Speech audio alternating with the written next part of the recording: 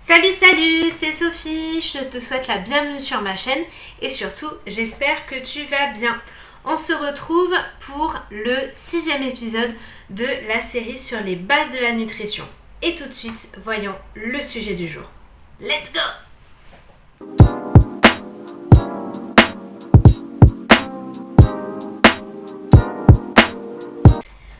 Comme tu as pu le constater, aujourd'hui on va parler de l'eau, the water. Yes. Alors, aujourd'hui, donc je vais te donner la définition. Mais bon, en général, on sait ce que c'est que l'eau. Et surtout les apports, les pertes et les rôles de l'eau. Voilà. Donc, si tu es bien installé, c'est parti.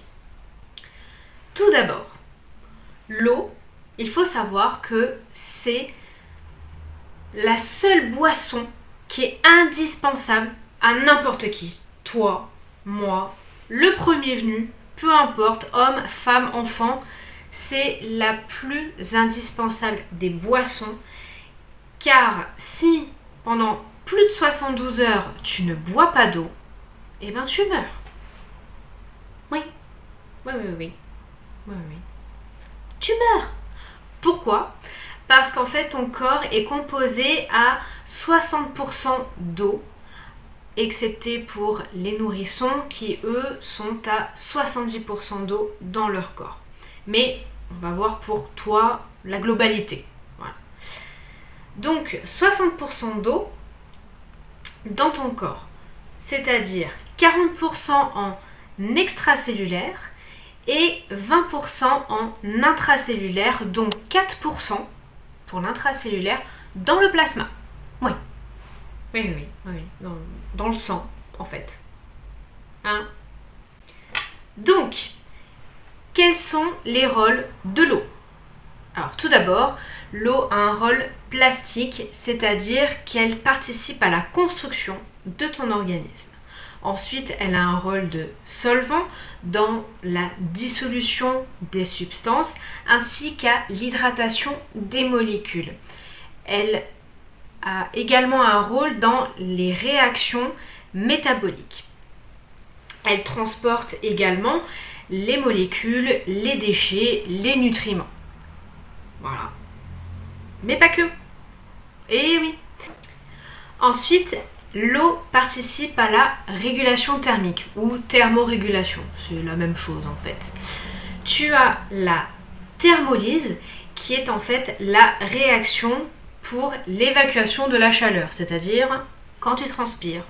Et oui, on appelle ça la thermolyse.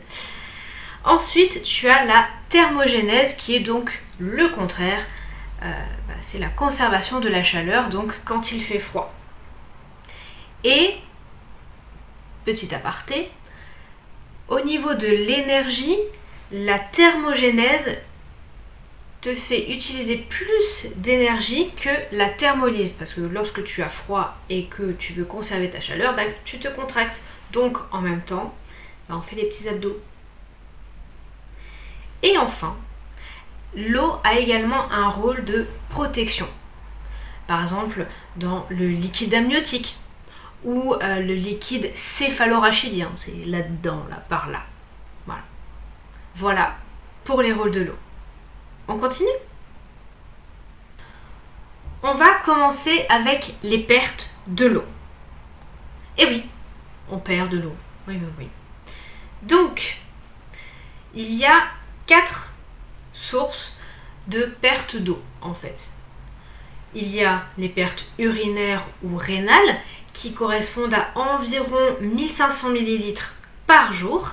Ensuite, il y a les pertes respiratoires ou pulmonaires qui correspondent à environ à 400 ml par jour toujours. Les pertes fécales, et oui, il y a de l'eau dedans, qui correspondent à 200 ml par jour environ. Et enfin, les pertes cutanées d'environ 500 ml.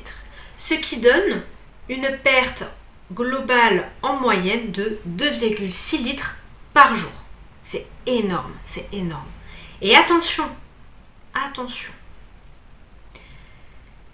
si on perd 1% d'eau dans notre corps.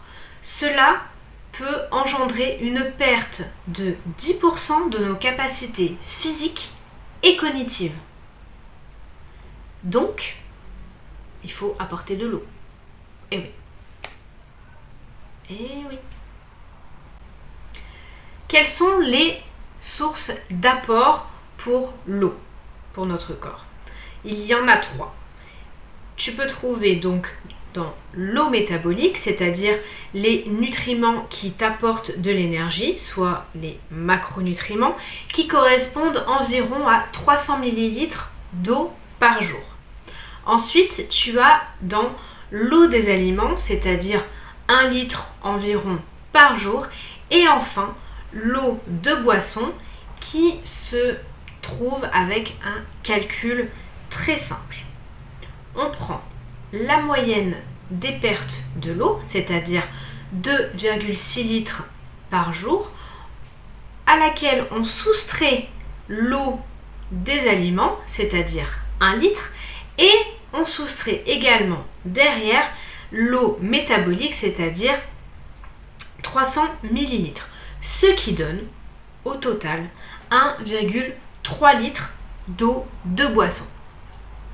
Et c'est pour ça, comme je t'ai dit tout à l'heure, que on conseille de boire au moins 1,5 litre par jour d'eau. Voilà.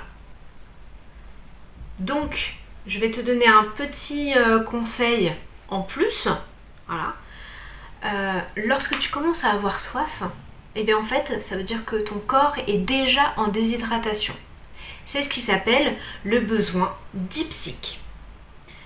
En fait, petite astuce, il faut que tu bois avant d'avoir envie de boire. Eh oui. Eh oui, eh oui, eh oui, c'est ça.